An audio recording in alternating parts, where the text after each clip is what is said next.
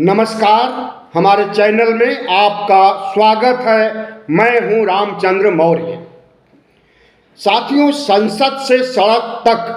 अफरा तफरी का माहौल है, हड़कंप मचा हुआ है और जो गतिविधियां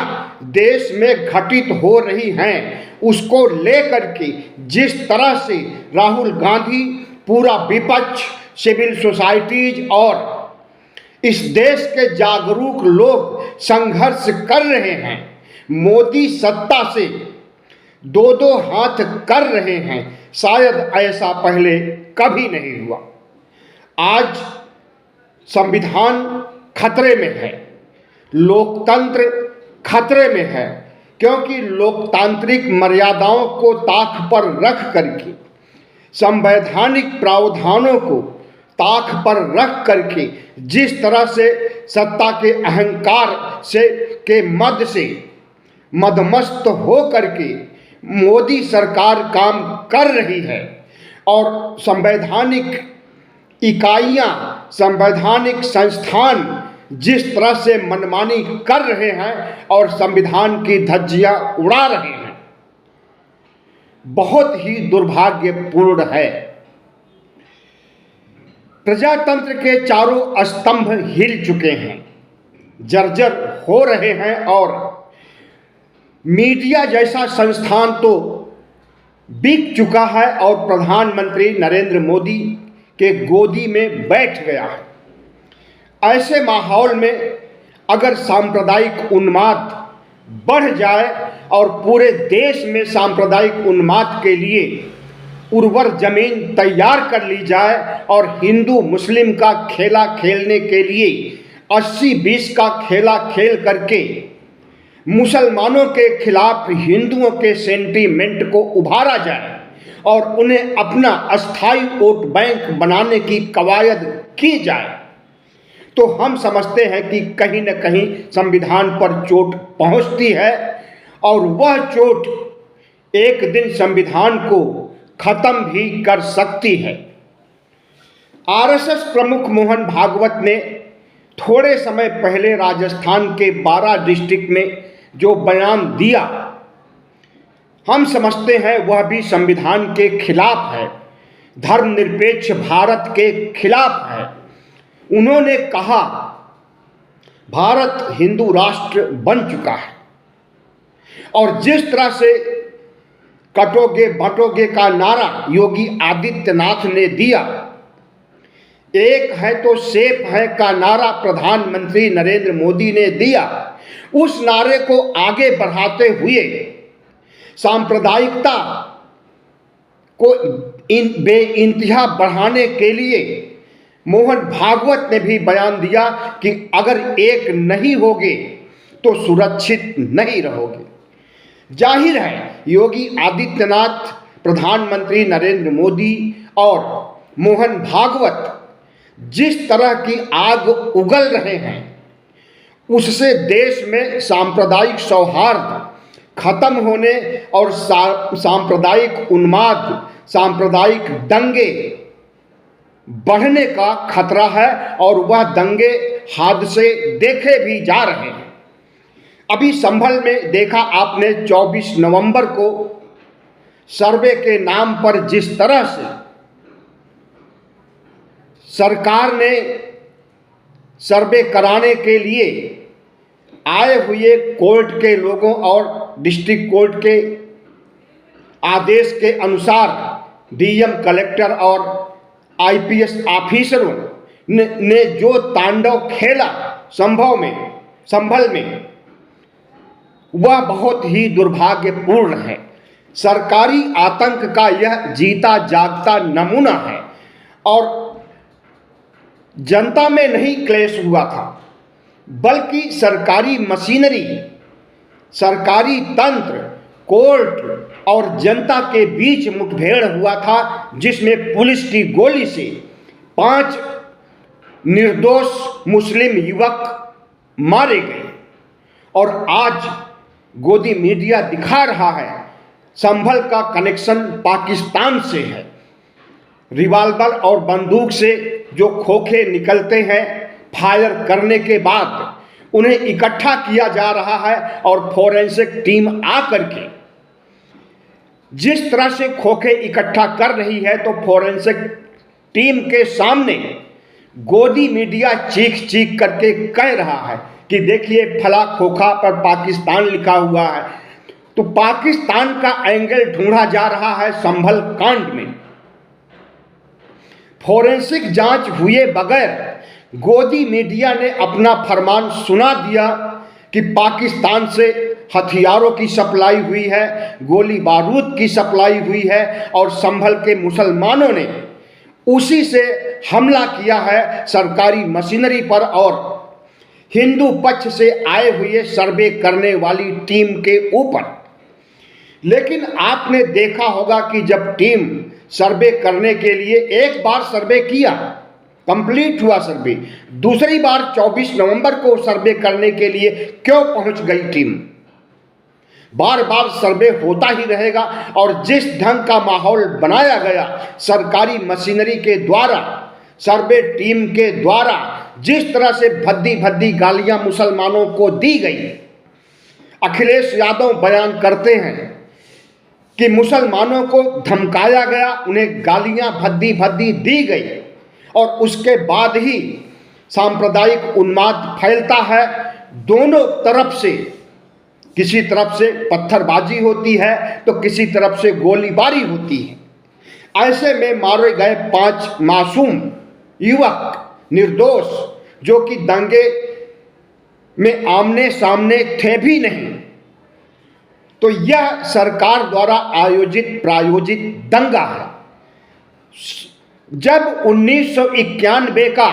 वर्शिप ऑफ प्लेसेज कानून बन गया है और किसी भी धार्मिक अवशेष, मंदिर, मस्जिद, गुरुद्वारा,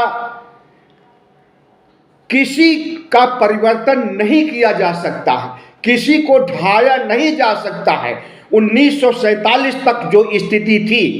उसी स्थिति परिस्थिति में सभी पुरावशेष होंगे, वो चाहे हिंदुओं के हों, चाहे मुसलमानों के हों, चाहे बौद्धों के हों, जैनों के हों, ईसाइयों के हों। जब यह कानून बन करके तैयार हो गया है तो इस कानून की धज्जियां कौन उड़ा रहा है? सत्ता पक्ष उड़ा रहा है धज्जियां। और उस सत्ता पक्ष में न केवल भारतीय जनता पार्टी है बल्कि हिंदूवादी कट्टर संगठन, चाहे विश्व हिंदू परिषद हो, चाहे हिंदू महासभा हो, चाहे योगी आदित्यनाथ की युवा वाहिनी हो, ऐसे दर्जनों संगठन हैं जिसमें आरएसएस भी शामिल है। सांप्रदायिक दंगे भड़काना, सांप्रदायिक विद्वेष पैदा करना इन संगठनों की नियति हो गई है और इन दंगों के पीछे इस सांप्रदायिक आग जलाने और आग को बढ़ाने का काम करने के पीछे सिर्फ एक और एक मकसद है और वह मकसद है भारतीय जनता पार्टी के वोट बैंक को बढ़ाना और उसे पुख्ता करना। क्योंकि लोकसभा चुनाव में भारतीय जनता पार्टी की उत्तर प्रदेश में, महाराष्ट्र में, राजस्थान में, पश्चिम बंगाल में, कई राज्यों में बुरी तरह से हार हुई है और जिस तरह से राहुल गांधी ने ओबीसी कार्ड खेल करके संविधान का मुद्दा एक बड़ा मुद्दा बना करके जो चाल चली थी और सफलता थोड़ी बहुत ही सही लेकिन सफलता अर्जित किया था और प्रधानमंत्री नरेंद्र मोदी की 303 सांसदों वाली सरकार को ला करके 140 पर समेट दिया था, उससे भारतीय जनता पार्टी, आरएसएस और तमाम हिंदू संगठन सत्ते में आ गए हैं और अब प्रधानमंत्री नरेंद्र मोदी के वोट बैंक को बढ़ाने के लिए उन्हें कोई भी ब्रह्मास्त्र नहीं दिखाई दे रहा। सिर्फ और सिर्फ सांप्रदायिक दंगे भड़का करके, मुसलमानों के पूजा स्थलों को गिरा करके हिंदुओं की सहानुभूति हासिल करना चाहते हैं और इसी के लिए सारी नौटंकी, सारी कवायद, सांप्रदायिक आग जलाने की प्रक्रिया शुरू कर दी गई है। मोहन भागवत कहते हैं कि हर मस्जिद के नीचे शिवालय और शिवलिंग क्यों तलाशना, उनका भी पूजा स्थल है। जिस तरह से हमारा मंदिर है पवित्र, उसी तरह से उनका पवित्र मस्जिद है। हर मस्जिद के नीचे क्या शिव और शिवलिंग छिपा हुआ है? और अगर छिपा हुआ है तो क्यों छिपा हुआ है, क्यों छिपने दिया गया और क्यों मस्जिद बनाया गया मंदिर को तोड़ करके? उस समय आपको विरोध करना चाहिए था, जिस समय मंदिर को तोड़ करके मस्जिद बनाया गया और कोई ऐसा पुख्ता सबूत नहीं है जिसके आधार पर आप कह सकें कि हर मस्जिद के नीचे शिवालय और शिवलिंग छिपा हुआ है। संभल के मामले में कहा जाए तो वहां पर हिंदू संगठनों का कहना है, उन दोनों नफरती वकीलों का कहना है कि यहाँ पर हरिहर नाथ का मंदिर था और उस मंदिर की घंटी मस्जिद की सीढ़ियों पर बैठ करके सुनी जा सकती है, मंदिर के होने का एहसास किया जा सकता है। तो मोहन भागवत, प्रधानमंत्री नरेंद्र मोदी और इस देश के चीफ जस्टिस क्यों नहीं जाकर के सीढ़ियों पर बैठते? और अगर मंदिर की घंटी वाकई बज रही है, हर हर महादेव के नारे मंदिर से लगाए जा रहे हैं, जिस मंदिर का कोई अस्तित्व नहीं है, तो इन्हें संज्ञान लेना चाहिए और उसके ऊपर कार्रवाई करनी चाहिए। अगर वहां पर मंदिर से प्रतिध्वनि आ रही है, मंदिर की घंटी सुनाई दे रही है, तो मस्जिदों को उखाड़ करके फेंक दीजिए, लेकिन दूर दूर तक ऐसा नहीं हो सकता है। इस तरह की अफवाह और झूठ इस देश के 140 करोड़ लोग समझ रहे हैं कि क्यों ऐसा झूठ बोला जा रहा है, और जिसका अस्तित्व नहीं है उससे प्रतिध्वनि कैसे आएगी? आज यह देश सवाल पूछ रहा है।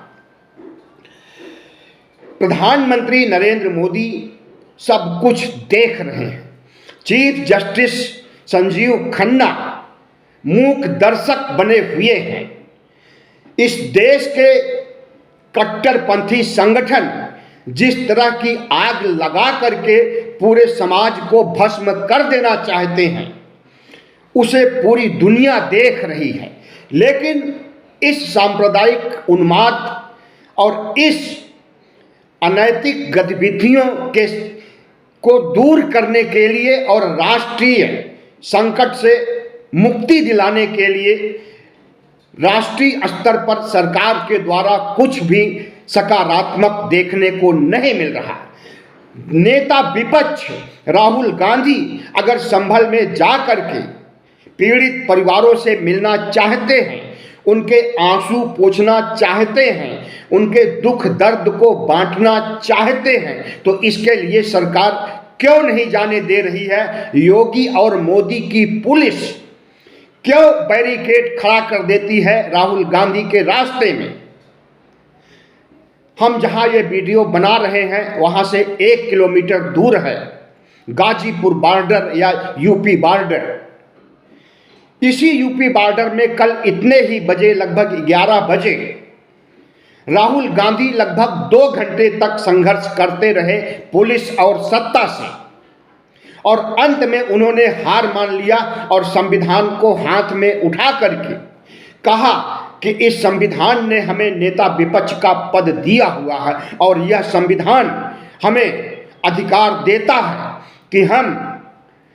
जिन जगहों पर दंगे हुए हैं वहां पर जा करके दंगे को शांत करने और दंगा पीड़ित लोगों से मिलने, उनके दुख दर्द में शरीक होने, उन्हें यह विश्वास दिलाने कि यह देश आपका है और आपका रहेगा। कोई भी आपका देश निकाला नहीं कर सकेगा और कोई भी आपके साथ अत्याचार आगे से नहीं कर सकेगा, और अगर ऐसा करेगा तो राहुल गांधी उसके रास्ते में खड़े हो जाएंगे दीवार की तरह। लेकिन राहुल गांधी नेता विपक्ष को जिस तरह से जलील किया जा रहा है टीवी चैनलों पर, गोदी मीडिया के तमाम चैनलों पर सवाल राहुल गांधी से पूछा जा रहा। संघर्ष सत्ता से हुआ और पब्लिक से हुआ संभल में, और सवाल राहुल गांधी से। सवाल तो सत्ता से पूछिए कि ऐसा करने की जरूरत कैसे हुई उस कोर्ट को, जिस कोर्ट ने आदेश दिया कि सर्वे के लिए, और अगर आदेश दिया तो दोनों पक्षों की दलील को क्यों नहीं सुना, एक पक्षीय निर्णय दे करके सर्वे के लिए क्यों भेजा, और एक दिन में सारी घटनाएं हो जाती हैं। उसी दिन याचिका दायर की जाती है, उसी दिन सुनवाई पूरी हो जाती है और उसी दिन टीम पहुंच जाती है सर्वे करने के लिए। हम नहीं बल्कि पूरा देश यह सवाल पूछ रहा है कि अगर 1991 का प्लेसेस ऑफ सर्विसेज एक्ट लागू है और वह एक्ट आपको किसी भी धर्मस्थल को तोड़ने, खत्म करने, उसे नेस्तनाबूद करने की इजाजत नहीं दे रहा, तो सर्वे क्यों कराया जा रहा है? दरअसल सर्वे कराना मस्जिद विध्वंस की पहली सीढ़ी है। पहले सर्वे हो जाए और सर्वे में कह दिया जाए कि यहाँ पर तो शिव की मूर्तियां हैं, जमीन के नीचे से शिव मंदिर की घंटी बज रही है, जमीन के नीचे से हर हर महादेव के नारों की गूंज हो रही है, और तमाम ऐसे भित्ति चित्र हैं, तमाम ऐसे संकेत हैं जो हिंदू धर्म से ताल्लुक रखते हैं। ऐसा सर्वे टीम निश्चित रूप से कहने वाली है, एक जगह नहीं, हर जगह, हर मस्जिद के नीचे, चाहे वो ज्ञानवापी मस्जिद हो उसके नीचे घंटी बज रही होगी, वो चाहे संभल का मस्जिद हो, वो चाहे बदायूं का हो, वह चाहे मध्य प्रदेश का हो, वह चाहे राजस्थान के अजमेर में दरगाह के नीचे हो, हर जगह घंटी बज रही है और हर जगह ये सर्वे करके इनका दूसरा कदम होगा विध्वंस करना, और तीसरा कदम होगा वहां पर मंदिर बनाना। जैसा कि बाबरी मस्जिद का विध्वंस करके राम मंदिर बनाया गया है, वही प्रक्रिया देश भर के तमाम मस्जिदों को तोड़ करके मंदिर बनाने की प्रक्रिया शुरू करना चाहते हैं। लेकिन नरसिंहा राव सरकार ने 1991 में जो एक्ट बना दिया, उस एक्ट की भी धज्जियां उड़ाई जा रही है मस्जिद के साथ, और एक्ट की धज्जियां उड़ाने का मतलब है बाबा साहब डॉक्टर भीमराव अंबेडकर के इस संविधान और संविधान के प्रस्तावना की धज्जियां उड़ाई जा रही है, लोकतंत्र की धज्जियां उड़ाई जा रही है। साथियों, कल यानी 6 दिसंबर को बाबा साहब डॉक्टर भीमराव अंबेडकर का महापरिनिर्वाण दिवस है। 6 दिसंबर 1956 को बाबा साहब डॉक्टर भीमराव अंबेडकर संविधान के निर्माता नहीं रहे। बाबा साहब के जाने के बाद जिस तरह से संविधान की धज्जियां उड़ाई जा रही है, तो एक तो शिल्पकार बाबा साहब थे जिन्होंने कि संविधान को बनाया, और दूसरे विध्वंसक ये भारतीय जनता पार्टी और आरएसएस की सरकार है जो संविधान को खत्म नहीं कर सकी, 400 पार सीटें नहीं आ सकी, इसलिए तो वह अब संविधान पर डायरेक्ट चोट करके, सांप्रदायिक उन्माद फैला करके, विपक्ष को खत्म करके, सीबीआई, ईडी, आईटी का आतंक मचा करके विपक्ष को निशाने पर लेकर विपक्ष मुक्त भारत करने की शुरुआत अगर प्रधानमंत्री नरेंद्र मोदी ने 2019 से 24 के बीच किया, तो उस प्रक्रिया को आगे बढ़ाने का काम किया जा रहा है। और जब इस देश के गृह मंत्री कहे कि अब विपक्ष की जरूरत नहीं है, प्रधानमंत्री नरेंद्र मोदी 50 साल तक राज करेंगे। बीजेपी के अध्यक्ष जेपी नड्डा जब बिहार जाकर के कहे कि अब विपक्ष की जरूरत नहीं है, प्रधानमंत्री नरेंद्र मोदी 50 साल से अधिक राज करेंगे, तो यह सीधा संविधान के ऊपर चोट है। न तो इनका प्रजातंत्र में विश्वास है, न इनका संविधान में विश्वास है, न इनका धर्मनिरपेक्ष भारत में विश्वास है, और न इनका सामाजिक न्याय में विश्वास है, और न इनका सामाजिक सौहार्द और इस देश में हजारों साल से चली आ रही साझा संस्कृति को आगे बढ़ाने में इनका विश्वास है, बल्कि किसी धर्म विशेष, या यूं कहें कि हिंदू धर्म से इतर सभी धर्म विशेष के खिलाफ इन्होंने जो आग भड़काई है, इन्होंने जो तमाम तरह के कानून बनाए हैं, चाहे वो CAA हो, चाहे वो NRC हो, ऐसे कानून बना करके तमाम धर्मों के धर्मावलंबियों को देश निकाला करने के लिए इन्होंने जो रणनीति बनाई है उसमें ये सफल नहीं हो सके और ये चाहते हैं कि भारत में मुसलमानों की नागरिकता खत्म कर दी जाए और इनका वोट देने का अधिकार छीन लिया जाए। अगर वोट देने का अधिकार इन्हें रहेगा तो वह भारतीय जनता पार्टी को तो वोट नहीं देंगे और इनकी आबादी लगभग 20% हो गई है और यह एक 20% आबादी एक मुश्त हो करके जिसे वोट देगी उसका राज होगा। तो भारतीय जनता पार्टी मुसलमानों को देश निकाला ही नहीं करना चाहती है। देश निकाला करने में तमाम से अड़चनें और रुकावटें हैं, संविधान आकर के बीच में खड़ा हो जाता है, तब इनका यह उद्देश्य है कि नागरिकता छीन ली जाए। अगर नागरिकता छीन गई तो वोट देने का अधिकार नहीं होगा और वोट देने का अधिकार नहीं होगा तो विपक्ष कभी सत्ता में आ नहीं सकता। भारतीय जनता पार्टी की संविधान विरोधी सोच अब किसी से छुपी नहीं रह गई है।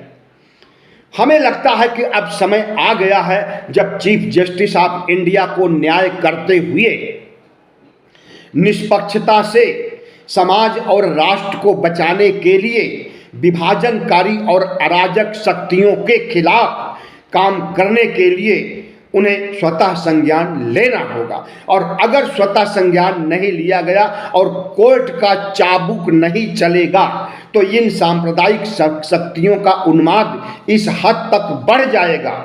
कि भारत एक अंधेरी गुफा की ओर या यूं कहें कि विनाश की ओर आगे बढ़ रहा है और आगे बढ़ता जाएगा। विनाश लीला शुरू हो गई है संभल से। संभल क्या, बहुत पहले से शुरू हो गई है। योगी आदित्यनाथ कहते हैं कि उनके राज में अपराधों का 0 टॉलरेंस है और अभी आज भी उन्होंने कहा है कि 0 टॉलरेंस अपराध होना चाहिए और संभल के दोषियों को चिन्हित करके उन्हें दंडित करना चाहिए। अगर उन्होंने सरकारी संसाधनों का विध्वंस किया है तो उसकी कीमत उनसे वसूली जाएगी। एक मुख्यमंत्री की भाषा पटोगे तो कटोगे और ऐसी भाषा जो कि योगी आदित्यनाथ अगर चीख चीख कर कहते हैं कि दफना दिया जाएगा जमीन के नीचे, मिट्टी में मिला दिया जाएगा, तो किसके लिए कह रहे हैं? किसी से छुपा नहीं है। बटोगे तो कटोगे किसके लिए कह रहे हैं? किसी से छुपा नहीं है। हमें लगता है कि सुप्रीम कोर्ट भी संज्ञान ले, विश्वास नहीं हो रहा है क्योंकि सुप्रीम कोर्ट तक पर भी भगवा लहरा रहा है। आज से नहीं, 2019 अयोध्या फैसले के समय से ही कोर्ट का रुझान सत्ता की तरफ हो गया है और जिस तरह से पूर्व चीफ जस्टिस DY चंद्रचूड़ ने सांप्रदायिक उन्माद बढ़ाने के लिए पुख्ता जमीन तैयार किया है और 1991 एक्ट के खिलाफ सर्वे करने की अनुमति दिया है सर्वे करने वाली एजेंसियों को और सर्वे कराने वाले हिंदू संगठनों को। तो हमें लगता है कि आग में घी डालने का काम चंद्रचूड़ ने किया है और चंद्रचूड़ के बारे में समझा जाता था कि यह एक निष्पक्ष न्यायप्रिय चीफ जस्टिस हैं। कई फैसले उन्होंने ऐसे दिए भी जिसमें कि उनकी निष्पक्षता और उनका न्याय पारदर्शी शीशे की तरह स्पष्ट रूप से दिखाई दे रहा था और इनकी सराहना के पुल बांधे जाने लगे थे। लेकिन इनके अंदर जो एक ईश्वर बैठा हुआ, तथा कथित ईश्वर और धर्मांधता जो इनके अंदर भरी हुई है, उसी धर्मांधता के चलते इन्होंने कहा कि 1991 के वर्शिप एक्ट के तहत ढांचे में परिवर्तन तो नहीं किया जा सकता है, लेकिन वह एक्ट यह भी नहीं रोकता है कि सर्वे नहीं होना चाहिए। बस उसके बाद से सर्वे होने की बात आ गई और जिस तरह से पूरे देश की मस्जिदों को चिन्हित करके सर्वे किया जा रहा है और जय श्री राम के नारे लगाते हुए सर्वे टीम पहुंच रही है, सर्वे कर रही है, दंगे भड़क रहे हैं, लोग मारे जा रहे हैं। यह न सिर्फ विपक्ष देख रहा है बल्कि 98 करोड़ मतदाता और 140 करोड़ इस देश की जनता और पूरी दुनिया देख रही है कि अन्याय, अत्याचार, अराजकता, सांप्रदायिकता के रास्ते पर कौन चल रहा है और संविधान और प्रजातंत्र को बचाने के लिए राहुल गांधी जैसा कद्दावर नेता, जो कि नेता विपक्ष है, अगर वह कोशिशें कर रहा है तो उसकी कोशिशों को भी कामयाब नहीं होने दिया जा रहा है, जो कि संविधान के लिए, राष्ट्र के लिए और इस देश की जनता के लिए बहुत ही दुखद और संवेदनशील मुद्दा है। बहुत बहुत धन्यवाद। हमारे चैनल को सब्सक्राइब कीजिएगा, लाइक कीजिएगा और शेयर कीजिएगा।